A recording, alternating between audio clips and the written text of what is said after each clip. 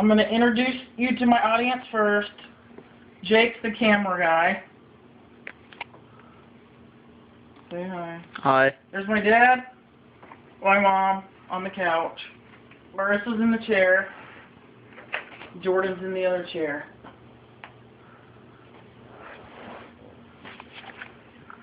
Imagine having a terminal illness, experiencing unbearable pain and suffering on a continuous basis.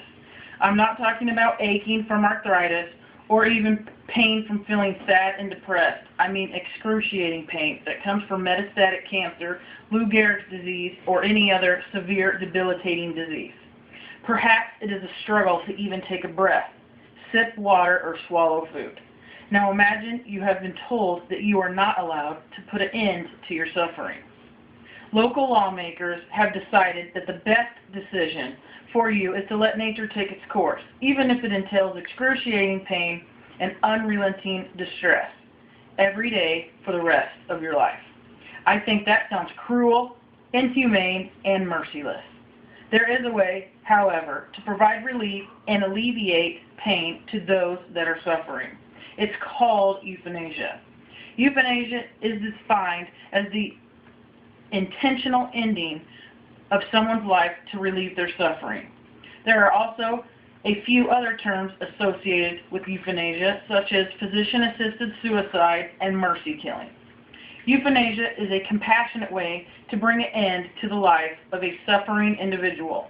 However, the government needs to carefully reevaluate their policies and show its positive features to society. So ultimately, the decision to live or die should be an individual choice.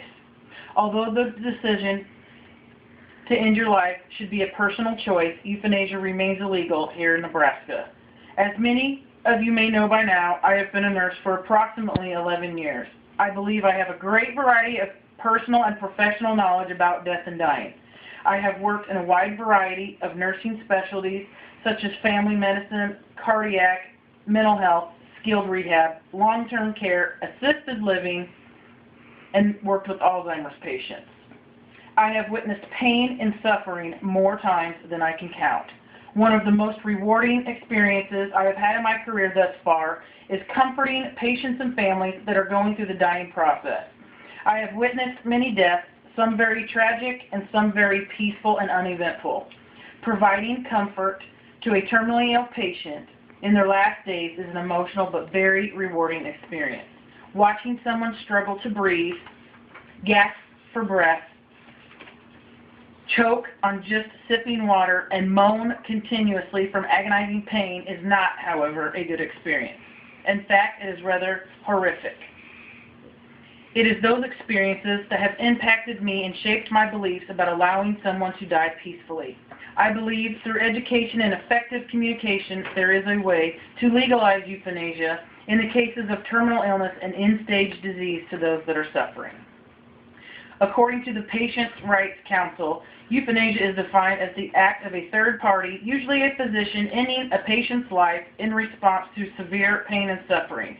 Euthanasia is illegal in 48 of the 50 states. It is, however, legal in Oregon and Washington. These two states have enacted Death with Dignity Acts. These laws allow mentally competent, terminally ill adult state residents to voluntarily request and receive a prescription medication to hasten their death. This is one of many end-of-life care options available in Oregon and Washington. The United States is not the only country where there is legal euthanasia. Albania, Belgium, the Netherlands, and Switzerland all have legalized euthanasia and physician-assisted suicide. According to a study by Adams and Weyers that analyzed euthanasia before and after its legalization, indicated that physicians have granted less than half of total requests by patients asking for euthanasia. Statistics show that in the Netherlands, physicians do not substitute euthanasia for the provision of palliative care. Palliative care is specialized medical care for people with serious illnesses. It focuses on providing patients with relief from the symptoms of pain and the stress of having a serious illness. In fact, it shows quite the opposite. There has been an increase in the alleviation of symptoms by 36.4% since enacting Death with Dignity Acts. Alleviating symptoms of disease is the goal of medical treatment, but it is also the goal when talking about euthanasia. I had the pleasure of taking care of a lady that I have worked with for over the past year. Her name is Doris, and she is 84 years old. Here's a picture of Doris. Her primary diagnosis is mouth cancer. Her secondary diagnosis was head and neck cancer. She has had both chemo and radiation 4 times and has been in remission twice. Her illness started with what she thought was a cold sore. Finally, after 6 months, her doctor took a culture of it, and the results said it was the human papillomavirus, or HPV, the virus that causes warts and certain types of cancer. It quickly grew to the size of a gumdrop on each side. Right here. After biopsy, it was discovered she had cancer. Doris has lost 131 pounds in 6 months. She is on hospice and receives oral pain medication 6 times per day. However, she states that she still has excruciating pain continuously. 2 months ago, the tumors in her jaw began to increase in size significantly. They were the size of lemons on each side. She is not able to eat anything by mouth, and 2 weeks ago she had a feeding tube put in. She told me that she was against getting a feeding tube, but her daughter convinced the doctors that she wasn't of sound mind due to the heavy narcotics and overruled her decision. She has been resentful towards her daughter ever since, and it has greatly affected the trust they have had in their relationship. Over the last 2 months, she has been to the hospital several times for heavy bleeding from tumors rupturing in her mouth. She explained to me that she did not want to go to the hospital again if she begins to bleed.